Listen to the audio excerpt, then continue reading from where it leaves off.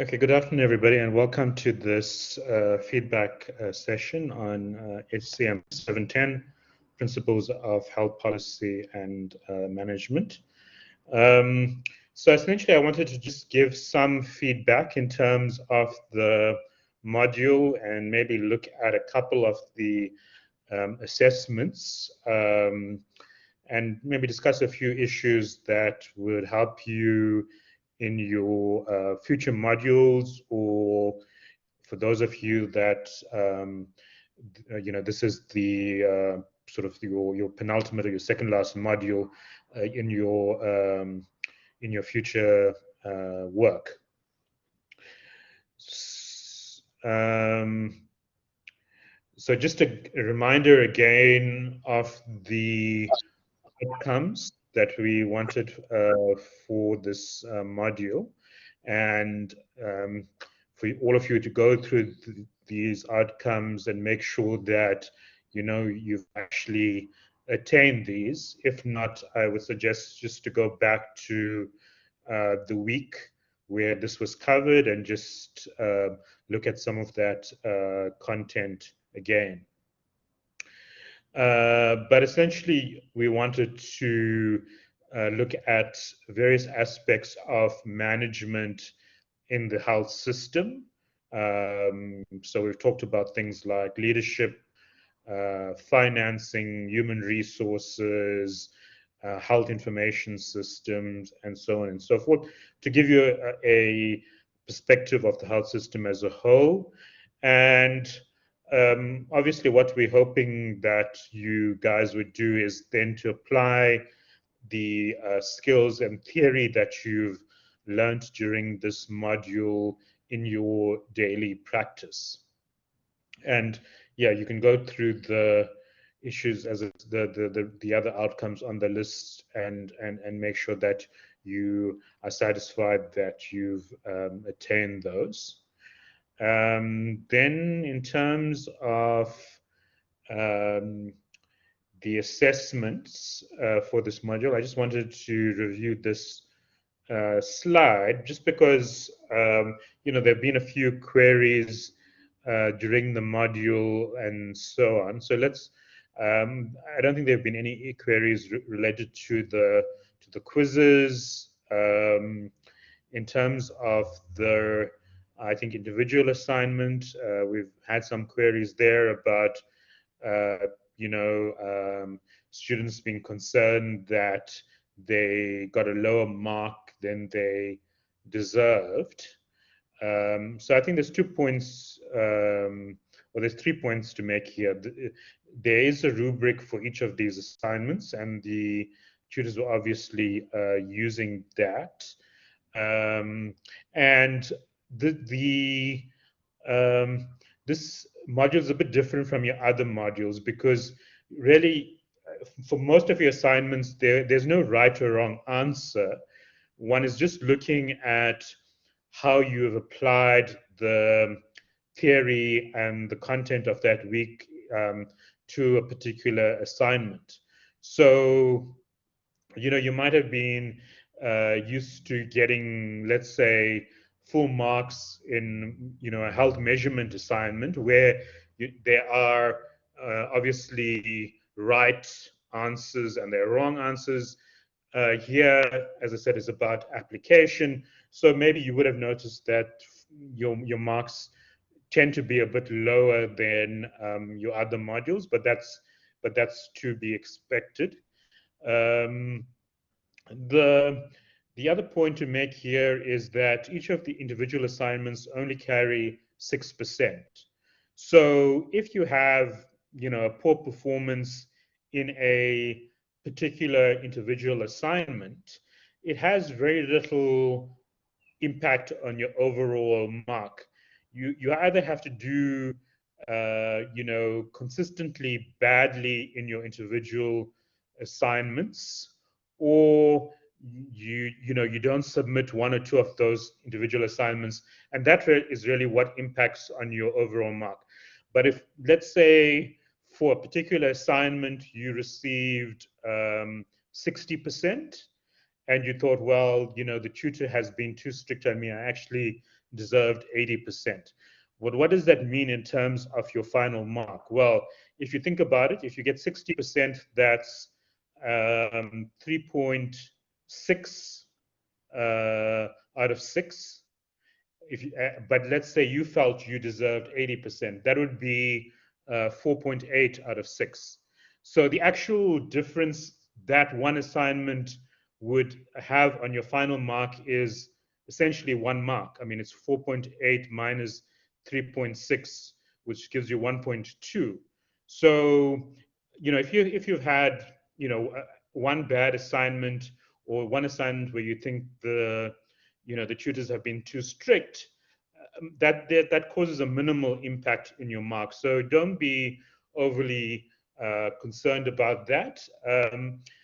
In terms of students that have raised concerns about, them they feeling that their marks were lower than what they deserved. On a number of these, I've gone back and checked the marks that were awarded by the tutors, and what I found is consistently the tutors gave higher marks than I would have given.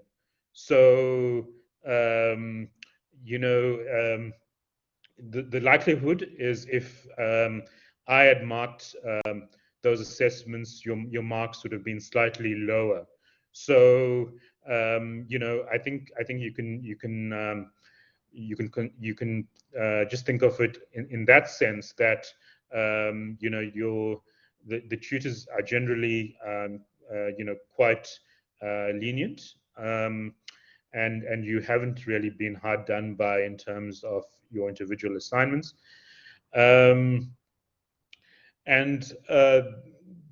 Yeah, so those were the 3 points I wanted to make there. In terms of the group assignment, that obviously carried a slightly higher mark, and we'll come back to that later on. E-courses, if you've done the e-courses and you've received a certificate, then you would get full marks for that. So that's 18% for just doing the e-courses, and then module participation with the discussion forums, 1.25% there.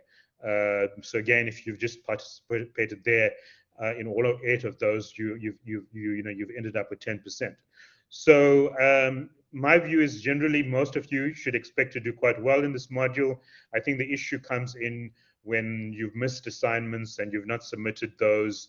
That's where you tend to lose quite a few marks.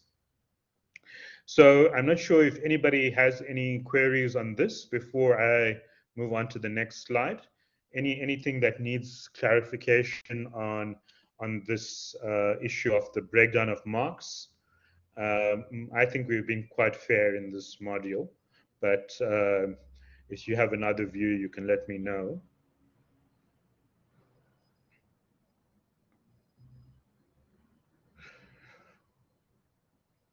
Okay, great. If there's any issues, you can either raise your hand or you can write something in the chat window. So what I wanted to do is to look at 3 of the individual assignments specifically, just to give you an idea of what we were thinking and what we were looking for. And particularly, I've chosen these happen to be your first 3 assignments that we're going to look at, and I'll tell you why just now. Let me answer this question for Tubeli. I don't know if I missed on the explanation of the module, but yeah. So your module participation mark comes from your participation in the discussion forum, or the discussion fora, where you've had maybe 1 or 2 discussions that you needed to contribute to each week. And each time you then participated, which is writing your own opinion on something and then commenting on the views of your colleagues. If you've done that, which is kind of the minimum required, you would have received full marks there, and your 1.25% for each of those. Yeah, so that's something where all of you guys, if you've actually done what you were meant to do, should end up with the full 10% there. I think the issue there is when some people have missed commenting on something. They've written something, but they've not commented on the work of their colleagues, and then you get a part mark. You don't get the full marks. Right. So as I said, I chose the 3 assignments because I think these are important for you going forward in your work. These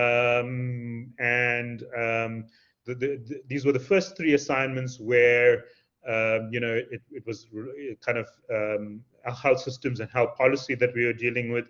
The remaining assignments, as you would have noticed, kind of focused on applying what you learned in that week to your own workplace. But I think the first 3, which were more generic, it might be useful just to cover some points there. So the first assignment was the assignment on health systems challenges, there. Essentially, we had given you a reading, which was about, if I remember correctly, health systems challenges in the Free State. So we wanted you to read that and then think about the challenges in your own province, or if you're from outside South Africa, your own state or your own region. And I think maybe, possibly because it was the first assignment, and possibly because people were a bit, confused by this maximum of 300 word issue. Maybe you didn't fare as well as you could have. So the first point to make is we've put limits in terms of word counts because in health policy and management, you often have to write up something, quite quickly, and submit it to, a manager or a policy maker who doesn't really have time to read a 10-page document. So it's important to provide your information in a way that's both comprehensive, but also wouldn't necessarily take up a lot of time to go through. And that was the thinking behind the word count issue. Also, if you are submitting to a journal or to a conference, often you have word count limits, and often if you for an abstract you're looking at about 250 to 350 words. So we thought this was an important skill for you to learn in the module. And I think after the first couple of assignments, I think people managed to get into the groove of doing this. It was a positive option in my view to take. So in terms of this assignment, essentially what we were looking at was health systems challenges. You had to look at the health systems building blocks, read the article that was provided, and think about it in your own context, and obviously do a bit of research. And so background on province, state, and region, that obviously needed to be quite brief, because if you took up too many words here, you wouldn't have had much left in terms of your word count for the remaining components. So this had to be quite brief, and essentially, giving some idea about your province in terms of what would be important from a health systems perspective. So you might have talked about, you come from Gauteng province, which is mainly urban, population of um, 10 million people, and maybe give a breakdown in terms of age of the population, and that would be it. Because you don't want to spend too many of your words there. Leadership and governance issues. What we found is that a number of people would write quite a bit on, maybe leadership and governance or health workforce, and then struggle because they didn't have enough in terms of their word count remaining to write about financing and one of the others. And the question is, how can you put all of that information that you have into a very brief paragraph? So let's take leadership and governance, right? So you might have said something like, okay, I come from, so you let's say you are from Gauteng province.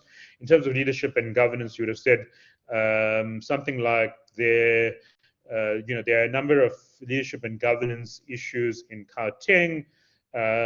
Firstly, there's been a history of corruption in the province, and you might have mentioned some examples there.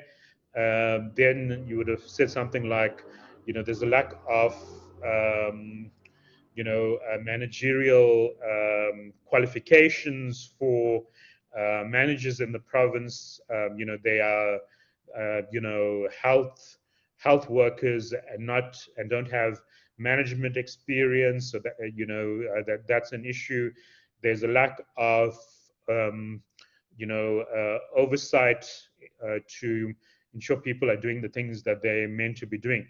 So in saying all of those things, you've now exhausted a number of you're kind of getting close to exhausting your word count. So my approach would have been to say something like, there are a number of leadership and governance challenges in Gauteng, including corruption, lack of leadership training, and lack of oversight. So in a single sentence, you've essentially named three leadership and governance issues. And then you can say the most important of these issues is corruption, and maybe then written a sentence on corruption, and not gone into the other three issues. So you've kind of given us an idea that you know a number of issues related to leadership and governance, and you've identified the most important one in your mind, and you've given a bit more information on that. And I would have used a similar approach then for all of those, and you would have, by doing that, you would have remained within your word count, but been able to name a number of challenges, but also demonstrate that you have some knowledge of the main challenges. So yeah, I mean, that would have been my approach here. In terms of this assessment, I think the reason we have it as an assessment is that I want to stress the health system's building blocks are actually sort of a critical framework for you guys to know about. So if there's one thing you leave this module with, make sure you know the six building blocks, and you know them well, and you're able to apply them. And as I've said to you in a previous town hall, you can take the health system's building blocks and not only apply them to a country or to a province, but you can also apply them to a specific component of the health system. And we showed that in the town hall with Professor Sukadela, how you can apply the health systems building block to mental health, for example. So if I'm saying describe the challenges in mental health, You can talk about the leadership and governance challenges there, financing there, your human resources for health with respect to mental health services, you know, your availability of medication with respect to mental health conditions, your mental health information system, and then mental health service delivery. So just remember, you can apply that framework to a number of different health systems issues, not just to a country or a province as a whole. So that was the first assignment that I wanted to look at. Any questions or queries there?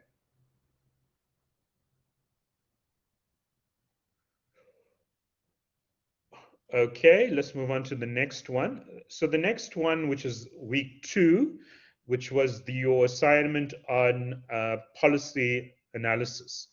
And again, I'm including this because I think regardless of the work you do going forward, you're going to come across a health policy or a health act or some sort of health document where you kind of need to think a bit deeper around it. So what is the framework that you use? There are a number of frameworks, but we've used the Walt-Gilson framework in this module. And how do we think about it? So let's take something like national health insurance, right? So national health insurance is a policy that you guys in South Africa are familiar with.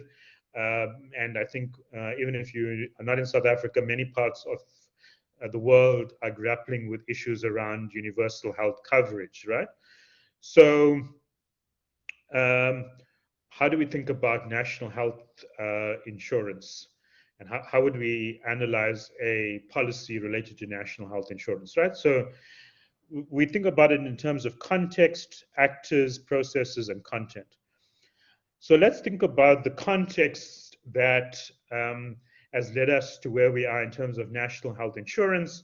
There you would talk about the South African health system pre-94, which was, very much within the apartheid system, and many people then were not getting the health services they required, and essentially you had a public and a private health sector, with most of your population having to receive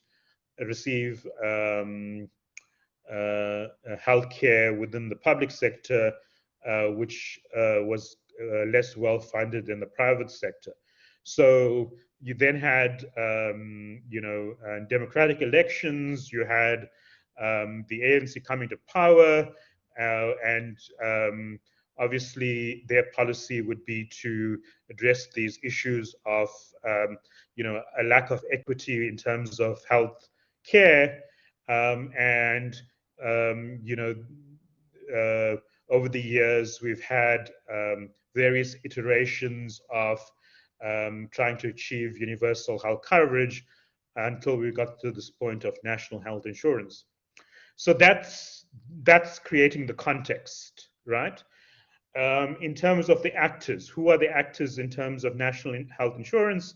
You've got obviously government. You can even start more broadly than that. Remember, the universal health coverage is a World Health Organization target. That's something that they want all of the countries globally to achieve. So you've got the World Health Organization involved. You've got in South Africa, you've got government, National Department of Health. You've got Treasury involved. You've got your private sector, your medical insurance companies or medical aid companies, obviously health workers themselves, actors, and your civil society organizations who represent the public.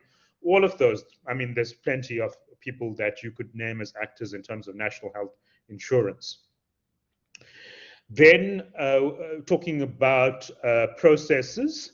So in terms of processes, here we're thinking about what are the actual steps that have led us to where we are, and the steps that would be going on from here.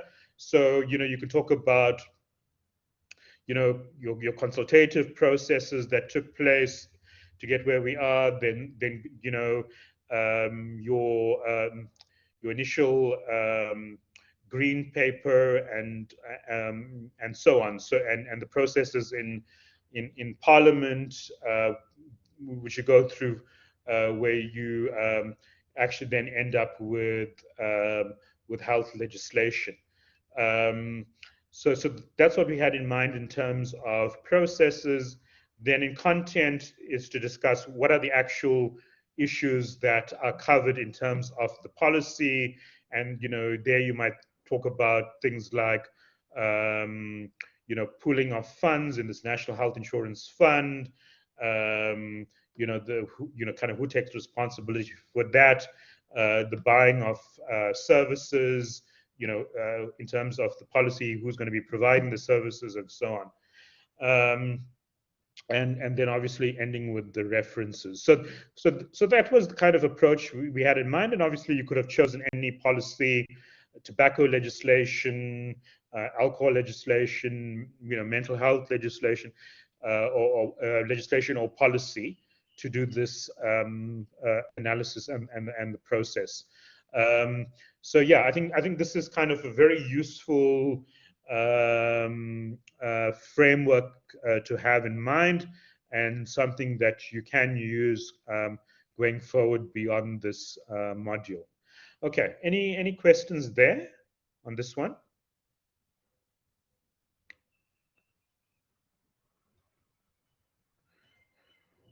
Right. So the last assessment that I'm going to discuss then is also from week 2, which is your policy brief assignment.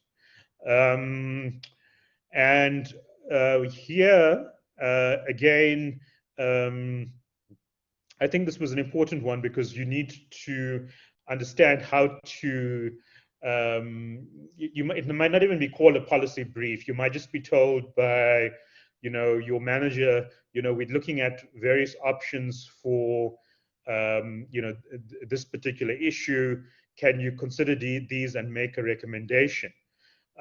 So again, a good approach to use is the one here. So let's talk about this particular assignment, which was on the policy brief on COVID-19 vaccination for either your organization or your country's health ministry. So we didn't actually specify what vaccination issue you needed to discuss. That was up to you. So you could have talked about, various issues related to vaccine, maybe a policy on which vaccines to offer, a policy brief on whether vaccines should be mandatory or not, a policy brief on vaccine boosters. So the choice was really up to you. But let's consider something then that's topical. So let's say you've been asked to develop a policy brief on whether COVID-19 vaccines should be mandatory. Okay, so you would then have your title. You can frame your title as a question or as a statement. So let's say it's a policy brief on whether COVID-19 vaccines should be mandatory. Your executive summary should then just summarize the rest of your document. And I think the word limit here, the page limit was 2 pages.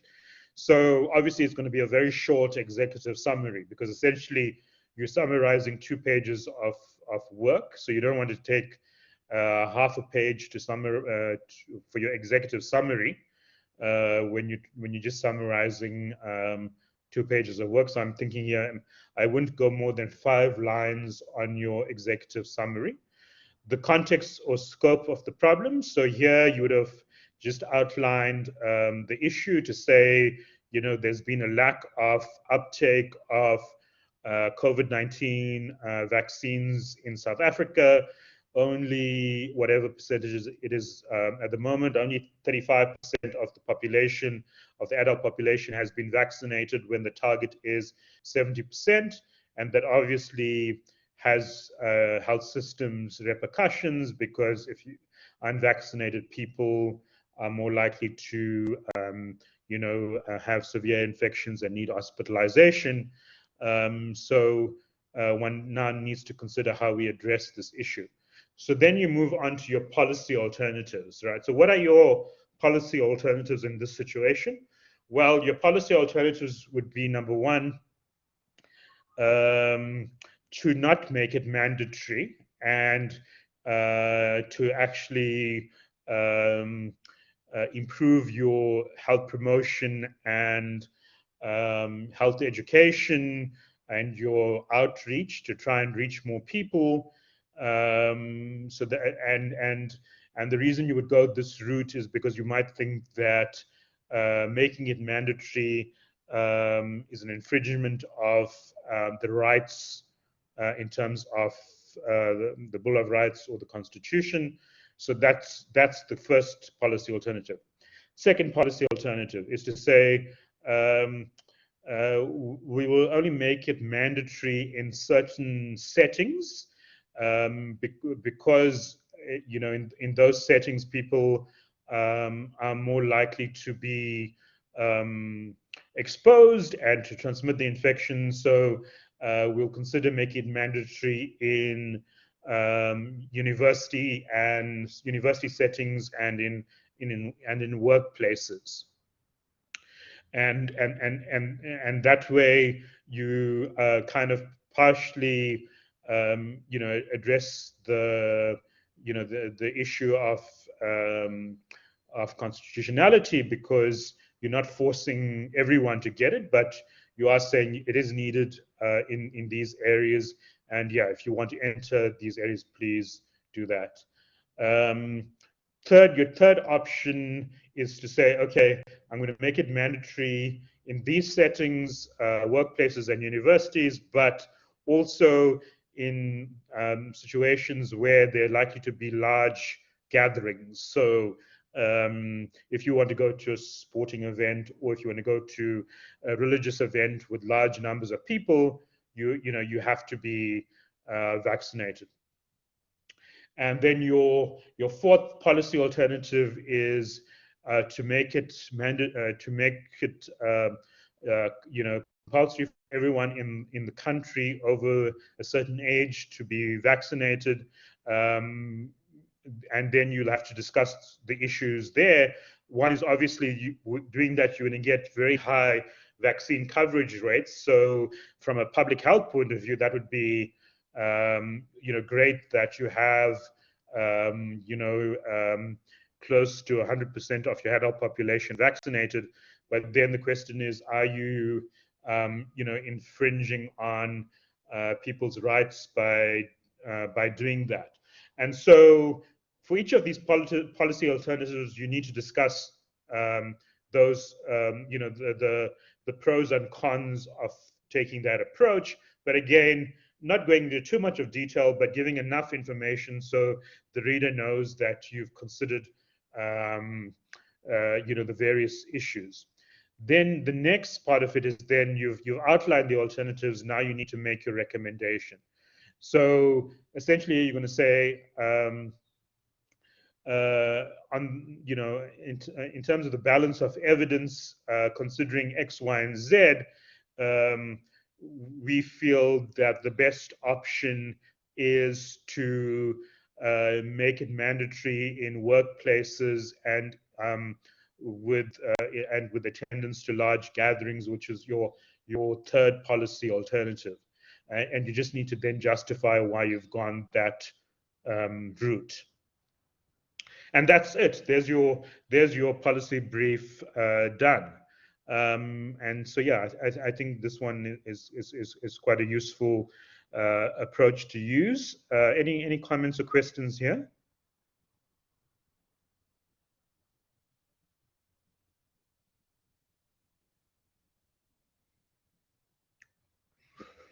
Okay, so as I said, I was only going to do those three. The remaining ones are mainly around applying whatever you learn during the week to your own workplace.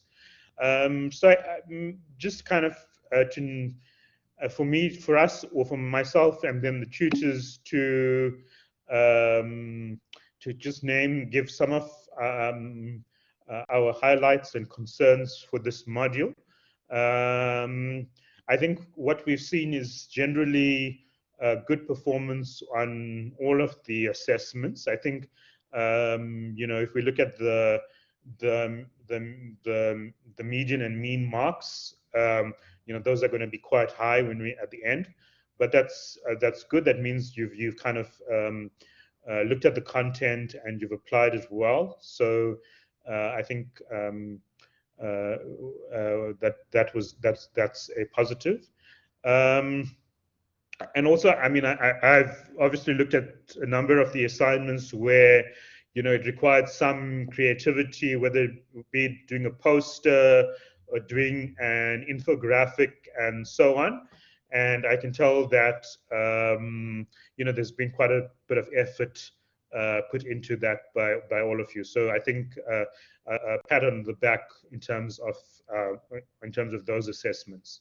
And I think also in terms of the town hall meetings, maybe the attendance has not been great, but I think those of you that have attended have asked important questions and have really used the opportunity well, when we've had invited guests. So I think those are some of the highlights for us. In terms of the areas of concern, so this one I've noticed quite a lot, which is the submission of sort of incorrect or blank documents that then need to be cleared by either myself or by the tutors. And yeah, I mean, I don't really know why that is an issue.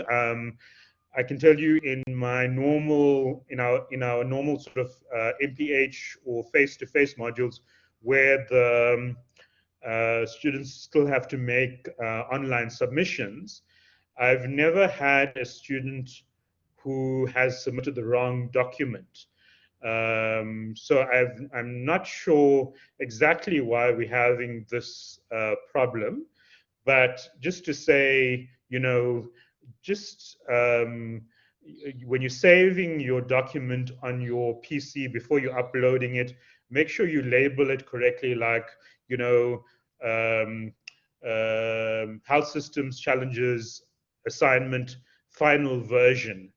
So when you're going to click up to then upload it, you know exactly which document you are uploading, because I suspect that kind of many of you are just naming it, health systems challenges, and then on your PC, you've got like 6 different documents called health systems challenges, and you end up uploading the wrong one. So just be careful on that issue. It's just also, if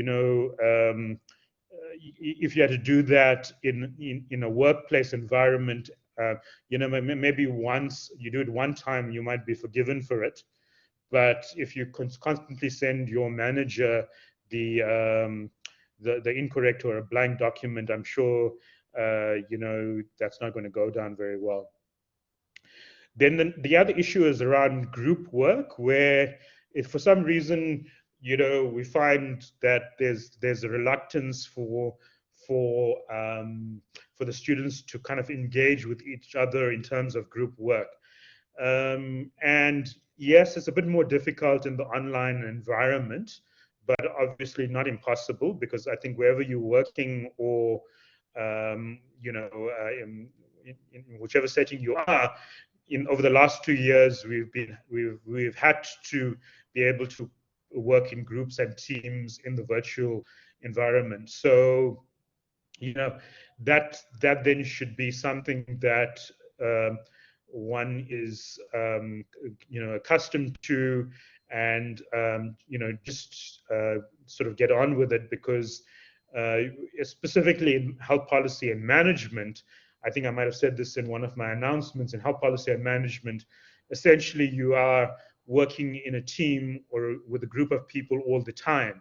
It's not like you are a laboratory scientist where you can lock the door and work on your own. I think this in health policy and management, it requires engagement and teamwork.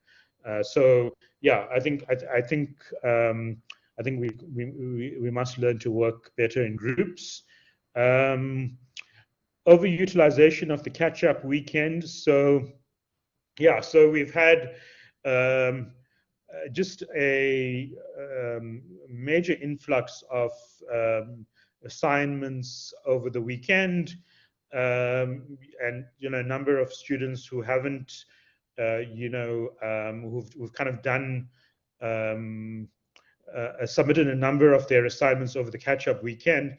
And what we've noticed is that the quality of the work submitted over the catch-up weekend is much lower than the quality for those of you that submitted, let's say, when the normal deadline was in place. And for me, that could only mean one thing. It means that a number of you are leaving all of your work to the week or to week 6, and there's just so much of pressure to get those assignments done that you don't have enough time to engage with the content of those weeks. And that really just doesn't work, because remember, your assessments and assignments are based on the content that you've covered during the week. If you haven't covered the content, then you are going to do badly, I think, in your assessments. So I think just bear that in mind, and also bear in mind the fact that you're actually here to learn. So even if you pass your assessments and assignments without covering the content of the week in the kind of detail that we hope for, the question I have is, have you really learned anything? So you might have a your degree or your diploma certificate at the end of the course, but really, you haven't really developed the skills and the knowledge that you need to apply in your workplace, which I think is really more important in terms of being able to use this knowledge to strengthen the health system, as opposed to having that certificate. Anyway, let's move on. Town hall attendance. Yeah, so as I said, the town hall attendance has been a bit disappointing. I assume most people have been, watching the recordings of the town hall, but I think it was Prof. Book who said that it's always better to go to a live match, a live soccer match, than actually watch the recorded version later on.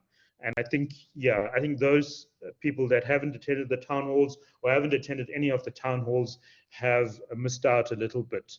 Though I do understand, with many of you have work commitments. But yeah, if in terms of future town halls and your other modules, I'd encourage you to attend those. So yeah, I think essentially that's what I wanted to cover in this feedback. I'm not sure if there are any questions or comments from the very small number of you that are here today. Any queries, comments, questions?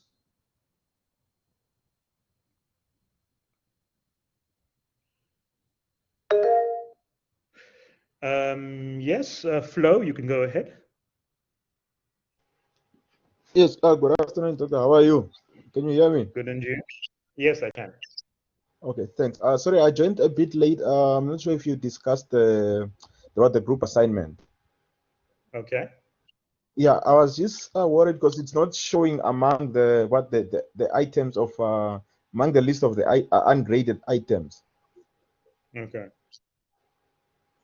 Because I've been checking, but it's Okay. still not appearing there. Okay. Um, yeah. So I think I think that's a good question. Let me explain the process for the group marks. So what I said early on is that number one, in terms of the group work, that you had to work in groups. We wouldn't accept individual assignments as group assignments. And two, we were looking at the contribution of members of the group to the group assignment, because I am aware that some groups, it might have been three or four of you that were working, because the fourth or fifth person never contacted you, or you were unable to contact them. So that's why there was this process last week with the Google form, where you had to fill in your assessment of your other group members. So what we've done from that Google form is to then identify the students that multiple group members said did not participate in the group activity.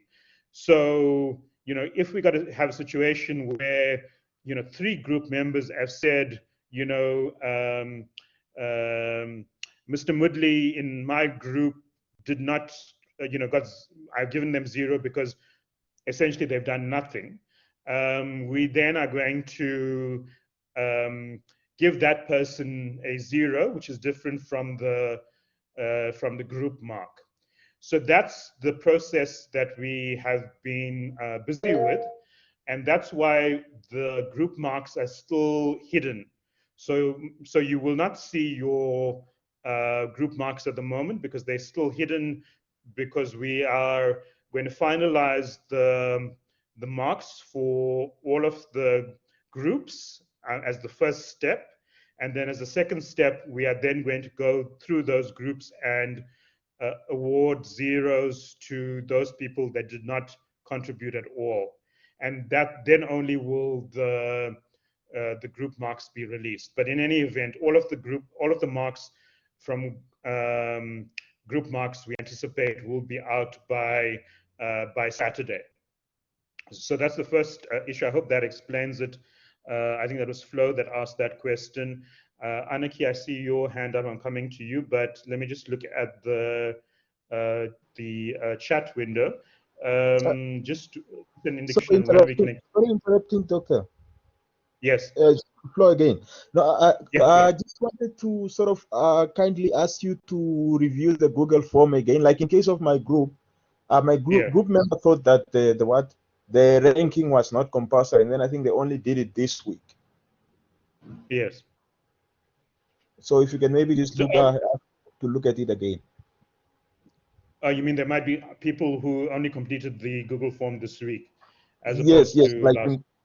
Yes, like in case of my group members, I think two of them only did it this week.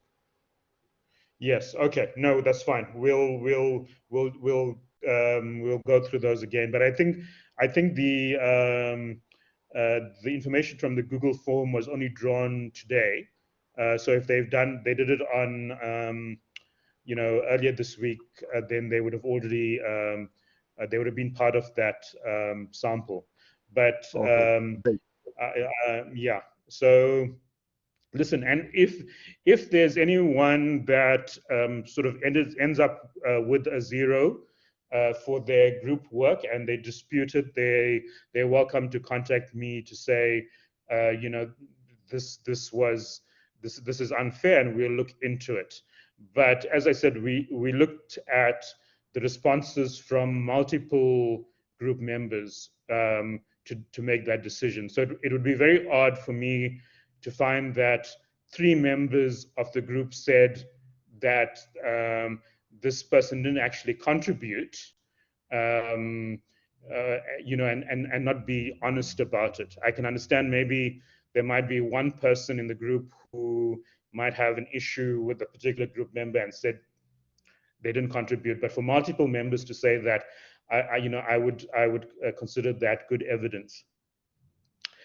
So thanks, Flo. Just an indication when we can expect the final marks, because we have ungraded work. Yes, so the tutors are now this week busy catching up with their marking. Remember, there was also, as I said, lots of people that submitted over the catch-up weekend as well, which has slowed them down a bit. But our target is to have all marks for weeks 1 to 6 marked by this weekend, and then it will only leave kind of week 7 because that submission closes on Saturday night, that we will maybe only finish on Monday maybe. But yeah, so just give it until this weekend, and we should have virtually all of the backlog cleared. Aniki, please go ahead, and I'll come back to the question on the AMREF book. Afternoon, Prof. Yes, I can hear you. Go ahead. Okay. Yeah. Thank you so much for this opportunity. Mine is not necessarily a question, it's just a comment overall about the module. Yes, I would really like to thank you for this opportunity. And for me personally, the module has been an eye-opener, and it's something that with policies we tend to take that for granted, and it's, for me, it has been a learning curve, as well as the feedback that we have received tonight with regards to the previous assignments. That's all I can say on my side. No, thanks for those positive comments. Yeah, I mean, I think in terms of this module, we've tried to make it as practical as possible in terms of things that you can apply in the workplace. So I do hope that you guys do use the skills that you've learned. Katlego, would it be possible to access the AMREF book outside of this module? So I think you should be able to, Katlego. I think the AMREF book, which is on ClickUp, is downloadable, but I'm not sure if you're referring to the actual web pages, because the links that we had took you to the AMREF web pages, but there is actually a PDF that has most of that information. And I think if you go to the let me see where it is. If you go to the module welcome page and you scroll right to the bottom of the module welcome page, it says prescribed textbook, and if you click on that, it opens the PDF which you can save. So I'm not sure if you've seen that already. If not, then I think that covers your question. Katlego, have you seen that PDF version or not?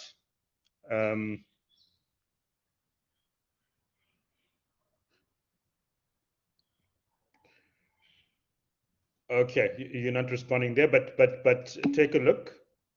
Yeah. Okay. Yeah. So a reminder then to all of you that you can. I do strongly suggest that you download that AMREF PDF and you keep it as a resource. So a reminder again: go to your module welcome page, scroll right to the bottom, then click on the picture of the textbook, and then you'd be able to download it. Okay. Anyone else with a question or a comment before we close?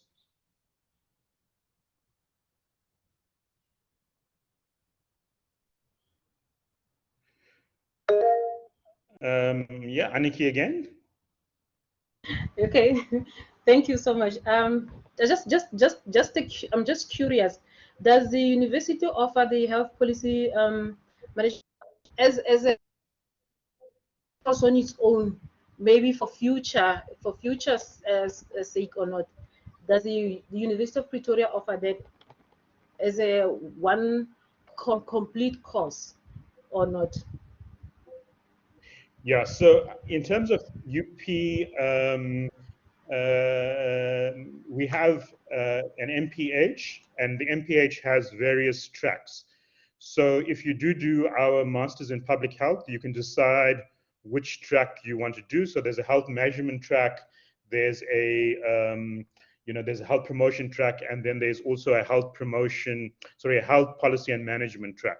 So yeah, if that's the way you want to go, you would then apply to do an MPH and then select the health policy and management track, and then there are a number of modules within that track that relate to health policy and management that you would do. So, for example, there'll be there'll be a health systems operational management module, there'll be a human resources management module, there'll be a financial management module. So essentially, this module is then broken up into a number of different modules where you then get a lot more detail on those areas. So I mean, I think just look at our, if you go to the School of Health Systems and Public Health website, just Google it. If you go to the first page of the website, if you scroll right to the bottom, there's something called a PG book. If you look at that PG book, it gives you the information on all of our degrees, and just look up the one there on MPH, Health Policy and Management. Okay, anyone else? Great. So I think we can close this session. As I said, this is my last contact with this group. So everything of the best for those of you that have modules remaining, and for the rest of you, good luck in terms of your careers. And I hope you apply the work that you've learned in this module. Okay, have a good evening.